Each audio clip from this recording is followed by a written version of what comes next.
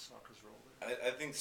using soccer as an alternative for youth to to a life of crime or life in the streets is happening all over the place. I mean, there are cultural organizations in South America, in the United States, in Africa, I'm sure in Europe, that see soccer as a tool, as a social tool, as a vehicle, as a sort of after school program or an extracurricular cultural organization or something.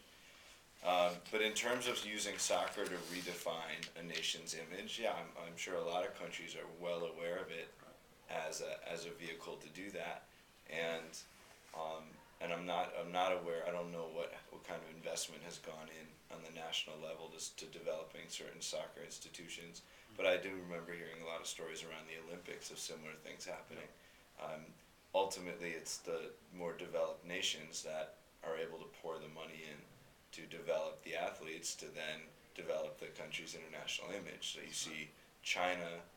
popping out of obscurity in all these different Olympic sports, and all of a sudden they have the best snowboarders in the world or something that they just never did before. So I think there's an awareness generally that